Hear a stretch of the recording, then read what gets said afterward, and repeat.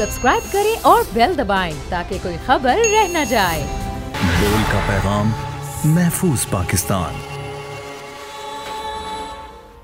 अस्सलामुअलैकुम नाजरीन, बोल महफूज पाकिस्तान में आपको खुशामदीद कहेंगे। नाजरीन, कल हुकूमत और उलमाए कराम के दरमियान माह रमज़ान में इबादत के हवाले से इजलास हुआ। आप जानते हैं ख़ास एहतमाम किया जाता है रमज़ान में इबादत के हवाले से, तो कुछ ऐसे मामलात थे कि एहतियात किस तरह करनी है, SOPs क्या होने चाहिए, तो इजलास होना बहुत ज़रूरी था, इस पर बातचीत होनी बहुत ज़रूरी थी। तो ये इजलास सदर मुमलिकत डॉक्टर आरिफ अलवी की ज़ेर सदारत हुआ। इस इजलास में वफाकी दारुल हुकूमत इस्लामाबाद समेत 4 सूबों से जय्यद उलमा, मशाइख और मजहबी जमातों के कायदीन ने शिरकत की। वीडियो लिंक के ज़रिए ये इजलास का इनेकाद किया गया। इजलास में हुकूमत और उलमा के दरमियान इस बात पर इत्तफाक हुआ कि माह रमज़ान में इबादत होंगी और ज़रूर होंगी। जो पहले क़यास आराइयाँ की जा रही थी कि शायद मसाजिद में उस तरह से नमाज नहीं अदा की जाएगी जिस तरह होती थी, तरावी नहीं हो पाएगी, लेकिन अब SOPs के साथ सब कुछ होगा और ज़रूर होगा। मगर इसके साथ साथ हुकूमत की जानिब से मसाजिद के लिए SOPs भी तैयार कर लिए गए हैं। ये SOPs 20 निकात पर मुश्तमिल हैं और आज की इस ट्रांसमिशन में इसी हवाले से हम बात करेंगे कि इन SOPs पर अब अमल दरामद करवाने के लिए क्या हिकमत अमली होगी, क्योंकि ये सबसे बड़ा मरला है, किस तरह इन SOPs पर अमल करवाया जाएगा।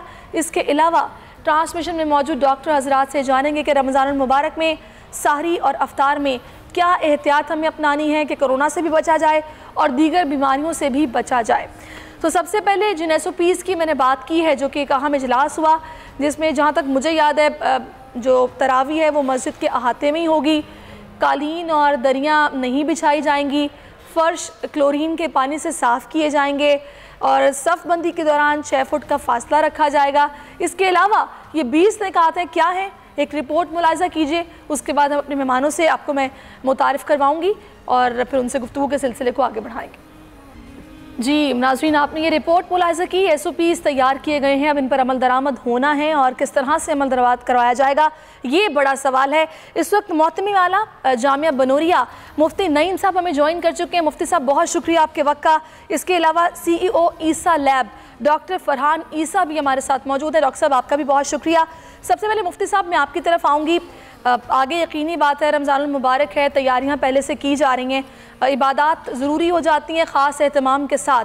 तो अभी ये जो कल इजलास हुआ है इसकी बहुत ख़ास अशद ज़रूरत थी, तो एमिकेबली जो मसाइल आगे हमें दरपेश हो सकते हैं उनका हल निकाल लिया गया है या अभी भी कोई कन्फ्यूजन बाकी है? बिस्मिल्लाहिर्रहमानिर्रहीम। सबसे बड़ी खुशी और मसरत की बात यह है कि PTI की हुकूमत ने और सदर पाकिस्तान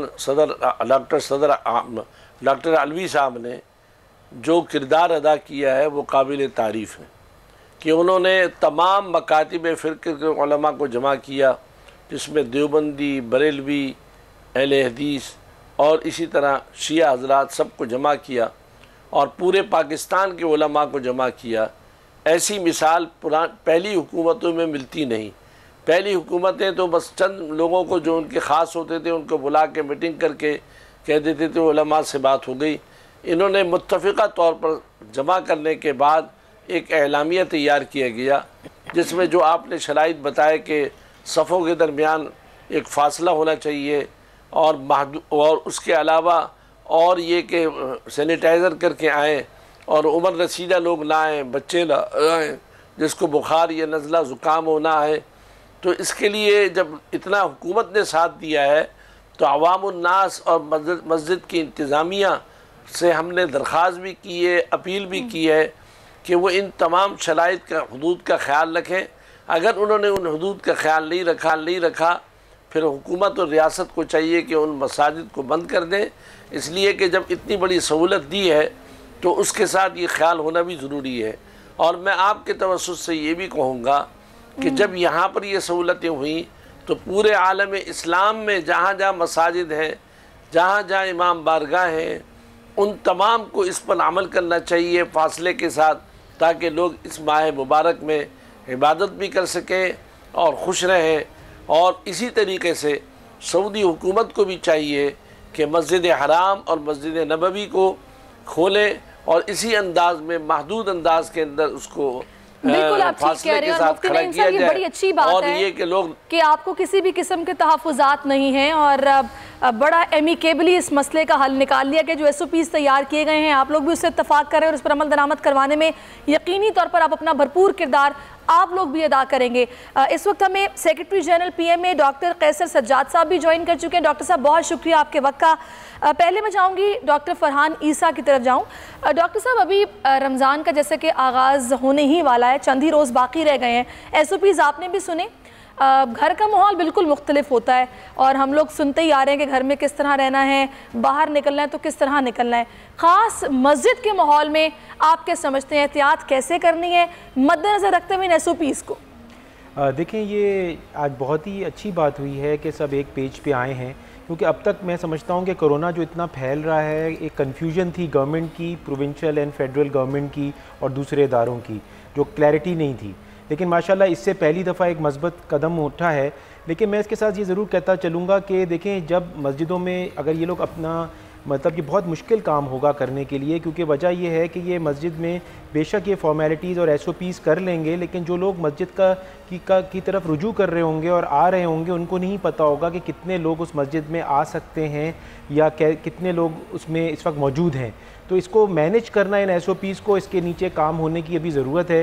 क्योंकि अगर एक मस्जिद है जिसका साइज़ में लेट से पहले 500 लोग पढ़ते थे और अब वहाँ पे 80 लोग नमाज़ पढ़ सकेंगे, लेकिन जो मोहल्ले के लोग हैं, पहली बात ये कि उनको ये पता नहीं होगा। मैं फिर भी गुजारिश सबके सामने ये करूँगा और रिक्वेस्ट करूँगा, बिल्कुल इस्लाम हमारे लिए ज़ाहिर सब कुछ है और मस्जिद में जाना और नमाज़ पढ़ना बहुत अफजल है, लेकिन इस वक्त सिचुएशन कुछ ऐसी मतलब है और इसमें आइसोलेशन और घर पे नमाज अगर पढ़ी जाए और इबादतें करी जाएं तो मैं इसको ज़रूर एज अ डॉक्टर जो है मैं ज़रूर एडवाइस करूँगा।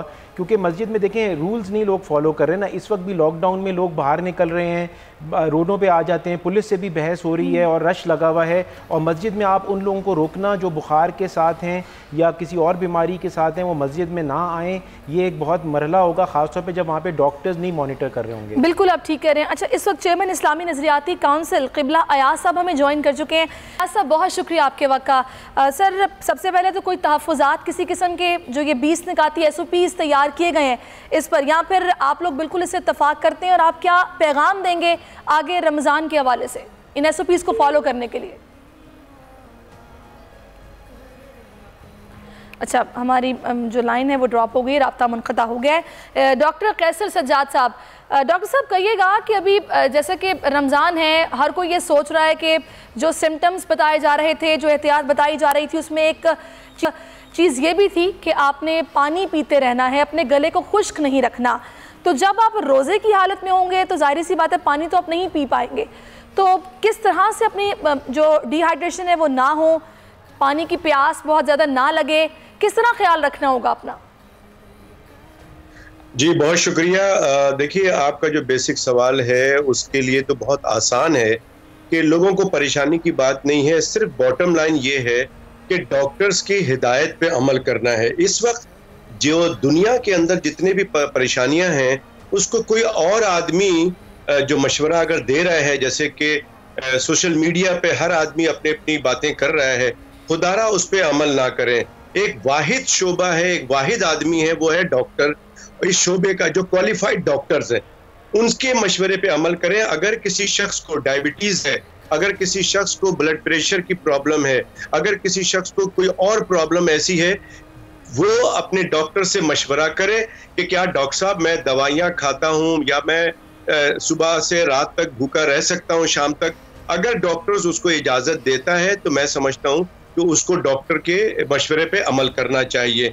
अगर आप बगैर डॉक्टर के मशवरे के अगेंस्ट काम करेंगे तो हो सकता है कि आपको कोई नुकसान हो। लिहाजा चूंकि गर्मी बहुत ज़्यादा होगी, ये एक फ़ायदा ज़रूर है कि जो लोग फिट हैं, मेडिकली तौर पे फिजिकली फिट हैं और घर में रहेंगे, लॉकडाउन का सिस्टम चलेगा पूरा रमज़ान जो कि हमें नज़र आ रहा है, और बाहर निकलने के लिए कम टाइम मिलेगा, तो लोग घर पे रह के, गर्मी बाहर बहुत शदीद होगी तो शायद मैं समझता हूँ कि बहुत सारे लोग रोज़ा रख सकते हैं। लेकिन फिर मैं कह रहा हूँ कि जो रोज़ा रखने से पहले बेहतर यही होगा कि अगर ज़रा सा भी उनमें कोई ऐसी प्रॉब्लम है तो अपने क्वालिफाइड डॉक्टर से, जिनसे वो राब्ते में रहते हैं, चाहे वो आपके महल्ले का फैमिली फिजिशियन हो, चाहे जीपी हो, चाहे वो स्पेशलिस्ट हो, उनसे मशवरा करके तो ही रोजा रखा जाए, अदरवाइज ना रखा जाए। ठीक है, अदरवाइज ना रखा जाए अगर आपको कोई मसला है। अच्छा मुफ्ती नईम साहब, अभी जैसा कि आप जानते हैं कि जब रमज़ान का आगाज़ होता है एक हमें जज्बातियत का अंसर भी नज़र आता है कि हर फ़र्जंदान इस्लाम की कोशिश होती है कि हम हर मुमकिन कोशिश करें कि मस्जिद में जाकर ही नमाज अदा करें। जब हमें 6 फुट का फासला रखना है सफ़बंदी के दौरान, तो ज़ाहिर सी बात है कि ज़्यादा लोग मस्जिद में नहीं इकट्ठे हो सकते, फासले को बरकरार रखना ज़रूरी है। तो आप क्या समझते हैं कि इसमें ज़ाहिर सी बात है उलमा का भी किरदार अदा करना होगा कि थोड़ा सा लोगों को जज्बात पे काबू रखने के लिए या फिर उनको समझाने के लिए कि भाई आप नमाज अदा घर पर भी कर सकते हैं और मस्जिद में फासला रखना भी ज़रूरी है, इसको हम नज़रअंदाज नहीं कर सकते। आप अपने इस किरदार को किस तरह देख रहे हैं? देखिए, इसके लिए तरीक़ाकार हमने ये किया है कि मस्जिद की इंतज़ामिया पर ज़िम्मेदारी लगाई है कि हर गेट के ऊपर इंतज़ामिया के 2-2 फ़र्द खड़े रहें, वो लोगों का बुखार भी चेक करें जैसा कि आम जगह चेक होता है, और उसके बाद जब देखें कि मस्जिद भर गई है तो उनको कहें कि अल्हम्दुलिल्लाह मसाजिद बहुत हैं, आप दूसरी मस्जिदों में चले जाइए। और या ये कि नमाज के औकात 2 कर दिए जाएँ, मसलन ज़ोहर की नमाज है तो एक बजे कर दी जाए, दूसरी 1:15 बजे कर दी जाए, या जमातें कर ली जाएँ ज़्यादा, ताकि लोगों को जमात भी मिल जाए मस्जिद की और मसले में अमल भी हो जाए। और मुझे यकीन है कि हमारे आइम्मा ने, उलमा ने इस बात को अपने नमाजियों में बताना शुरू कर दिया है कि अगर आपने इन एहतियाती तदाबीर को इख्तियार नहीं किया तो हुकूमत मजबूर होगी कि फिर इन मसाजिद को बंद करे। लिहाजा आपको सही है कि आप इन तमाम चीज़ों का ख्याल करें ताकि ये अमल जो है मसाजिद का, और ये बाबरकत महीना है, कुरान के नुज़ूल का महीना है, लैलतुल क़द्र का महीना है, इसमें हम दुआ करें कि अल्लाह ताला ये जो वबा आई है, तुम्हारी इंसानियत इससे परेशान है, अल्लाह जब हम अल्लाह की तरफ रुजू करेंगे तो असल तो अल्लाह ही है दूर करने वाले बीमारियों को। बिल्कुल, बेशक। और कुरान पाक में भी आता है कि जब बीमार हो जाऊं तो वही शिफा कर देने वाले हैं। तो हमें अल्लाह पर भी यकीन करते हुए खूब दुआएं करनी चाहिए, तिलावत कलाम पाक करनी चाहिए। मुझे इंशाअल्लाह यकीन है कि अगर मुसलमान दुआएं करेंगे तो ये बीमारी चली जाएगी।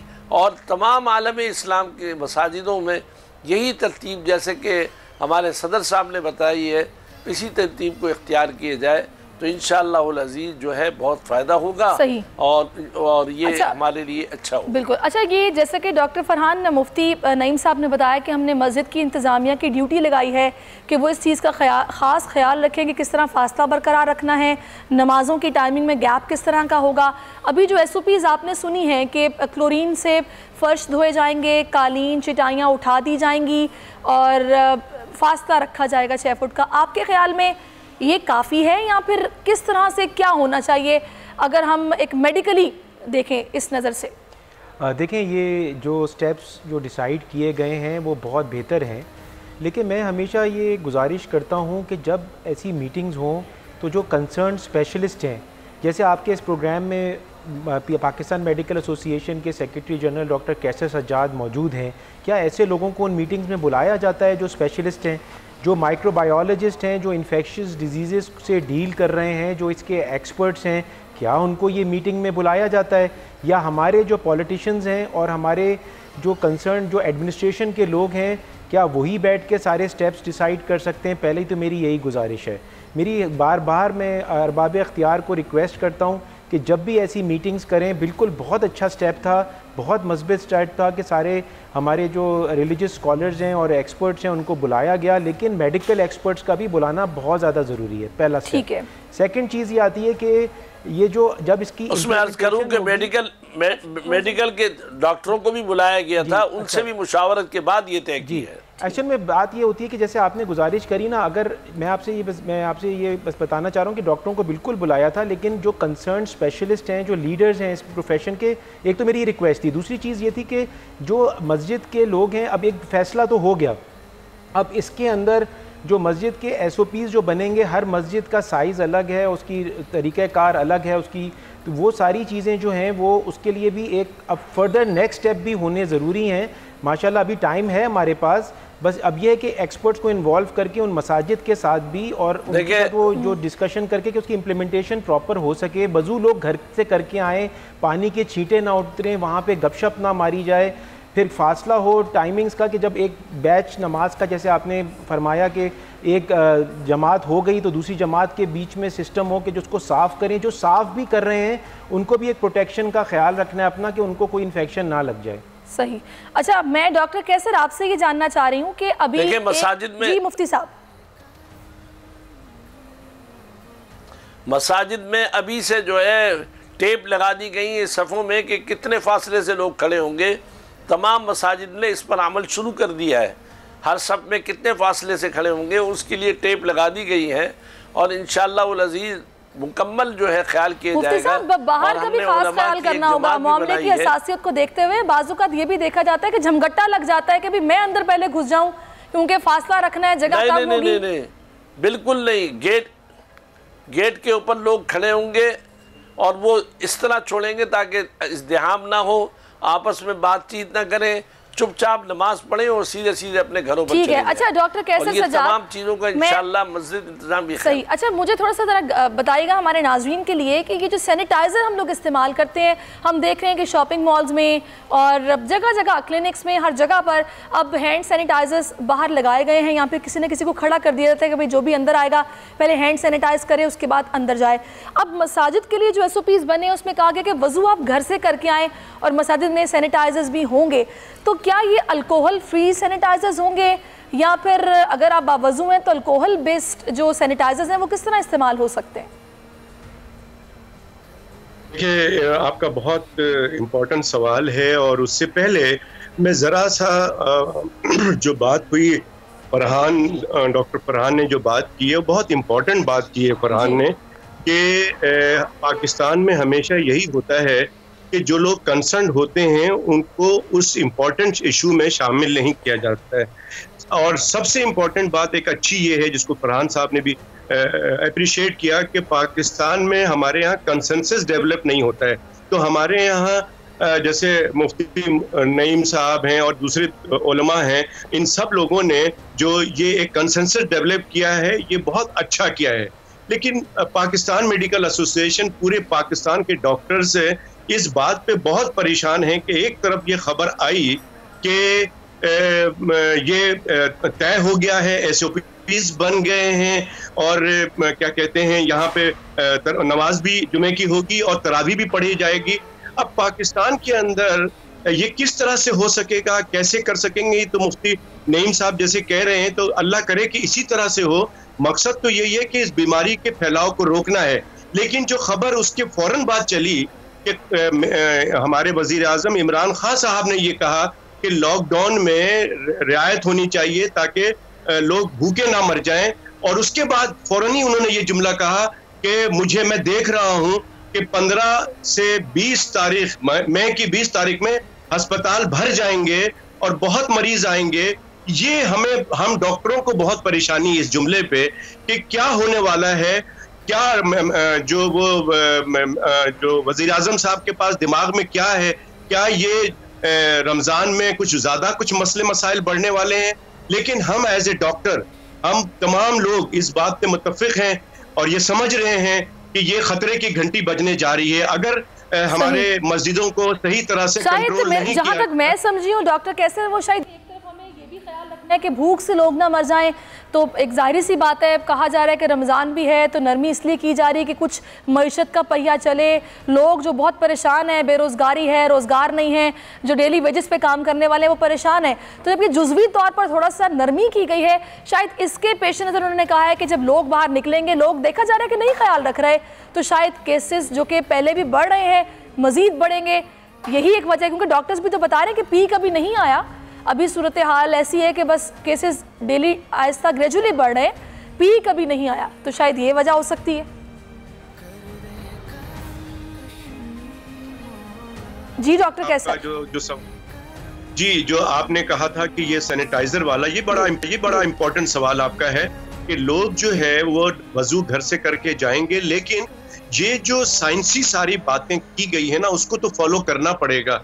अब इसमें रिलीजियसली इसमें क्या बात हो सकती है हमारे इस्लाम के पॉइंट ऑफ व्यू से, मुझे इतनी नॉलेज नहीं है, लेकिन जो सैनिटाइजर के अंदर जो अल्कोहल 70% इस्तेमाल होता है, उसकी वजह ये है कि आपके हाथ के अंदर जो है ये उंगलियों में, ये मैं पहले भी कहता रहा हूँ कि ये जरासीम चिपक जाता है। अच्छा, मैं थोड़ा सा आपको यहाँ पे डॉक्टर कैसे रोकूं, चिपक जाता है, सैनिटाइजर किस तरह का होता है और अल्कोहल बेस्ड सैनिटाइजर इस तरह हम इस्तेमाल कर सकते हैं, इस पर बात करेंगे। एक ब्रेक लेते हैं, ब्रेक के बाद नाज़रीन वापस आते हैं।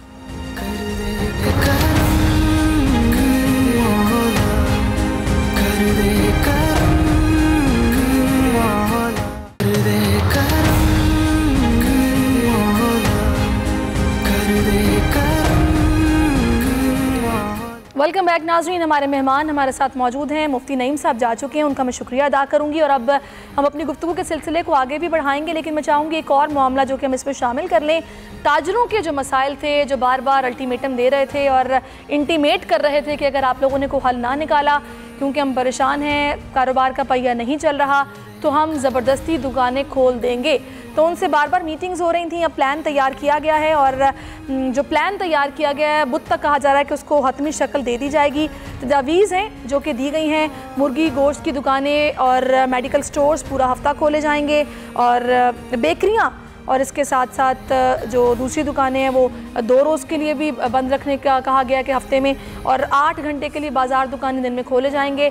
और इसके अलावा क्या क्या शामिल है SOPs में, एक रिपोर्ट आपको दिखाते हैं। उसके बाद हमारे साथ हमारे मेहमान जो कि हमें ज्वाइन कर चुके हैं, शेख हबीब साहब हैं जो कि चेयरमैन इलेक्ट्रॉनिक मार्केट के, उनको हम खुशामदीद कहेंगे।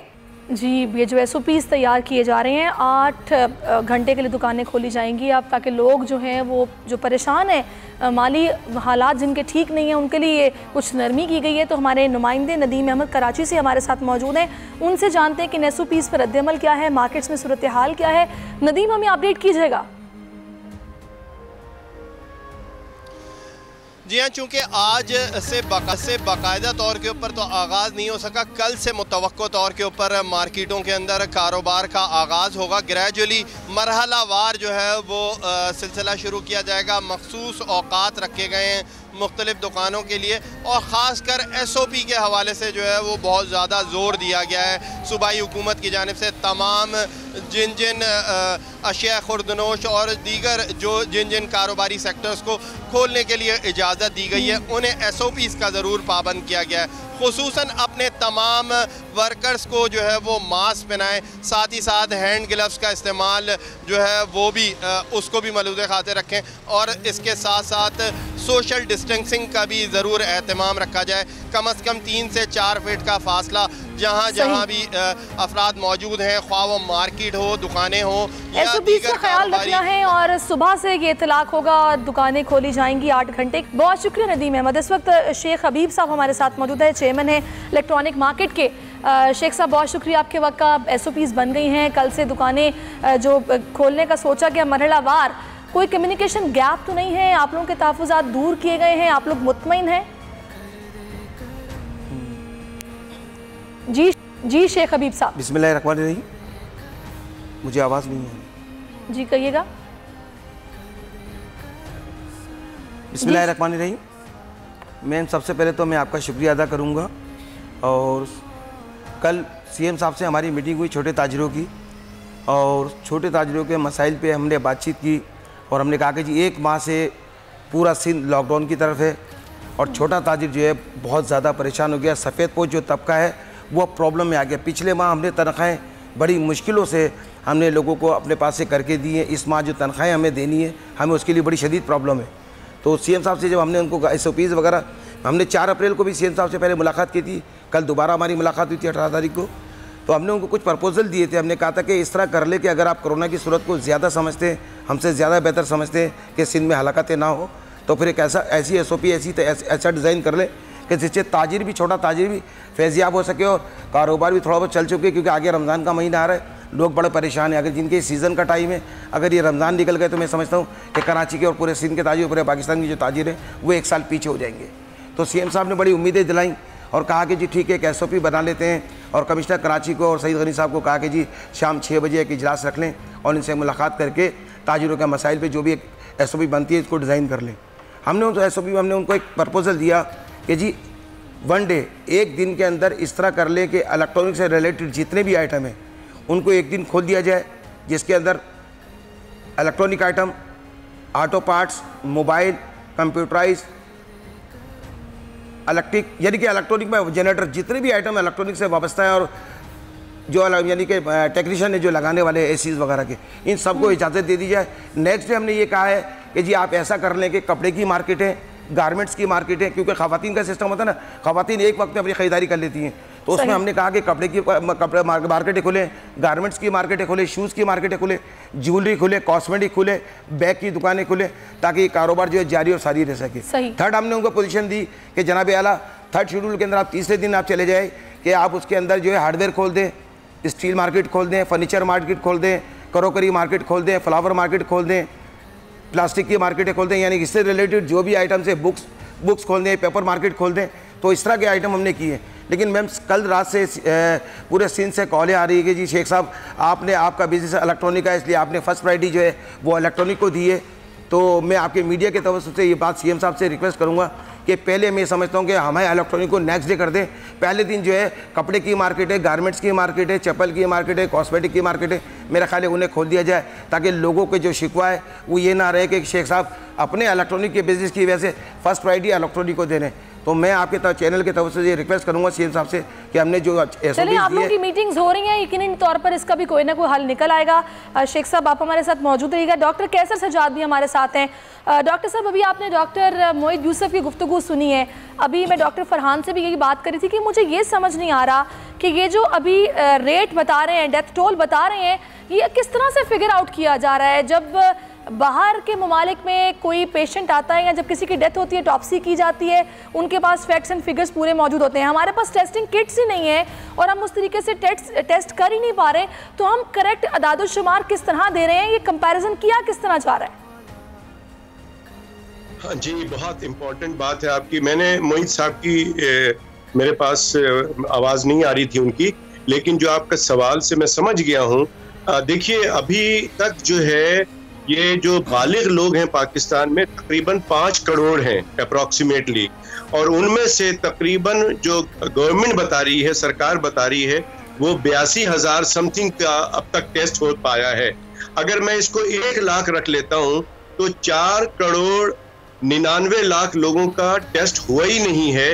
आप कैसे कैलकुलेट करते हैं? हमें क्या पता हम कहाँ खड़े हैं और अब किस तरह से ये सारी चीजें होंगी जब आपने टेस्ट ही नहीं किया है लोगों को।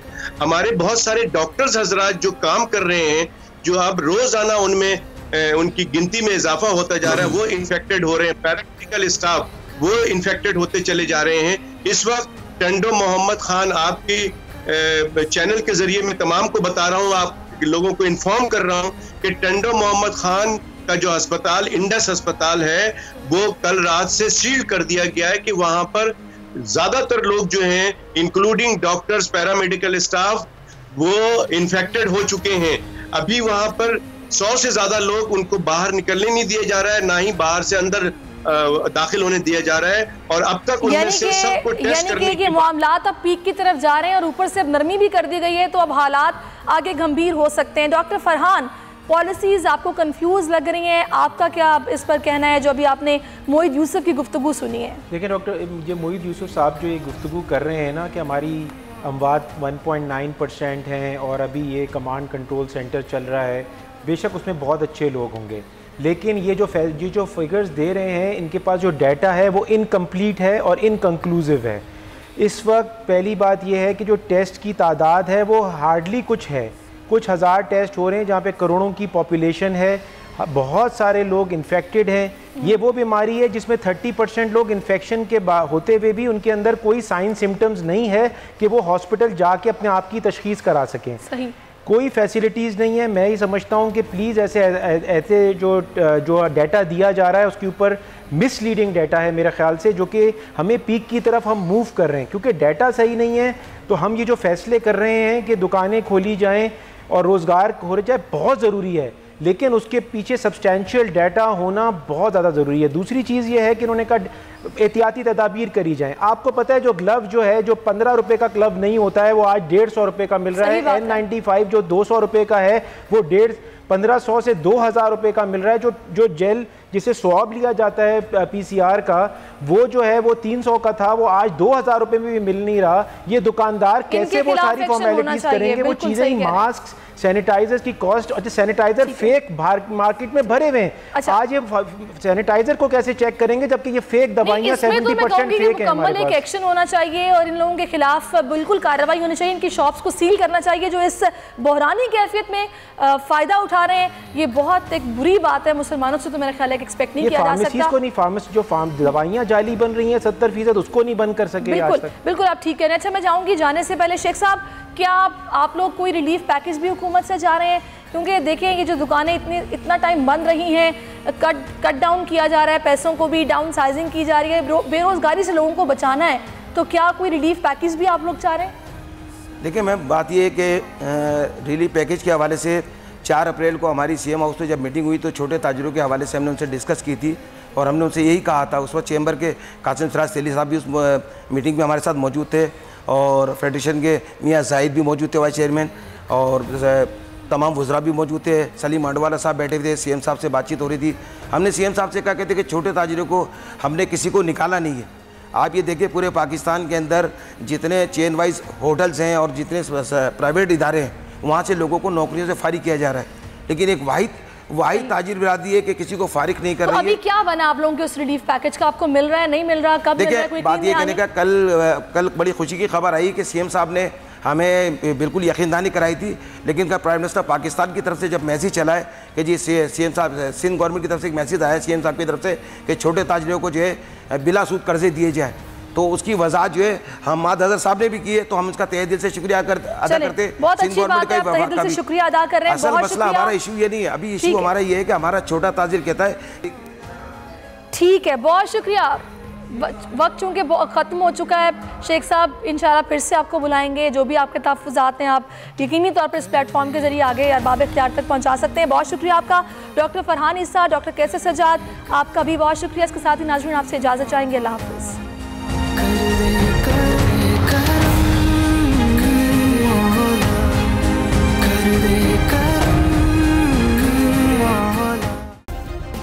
सब्सक्राइब करें और बेल दबाएं ताकि कोई खबर रह न जाए।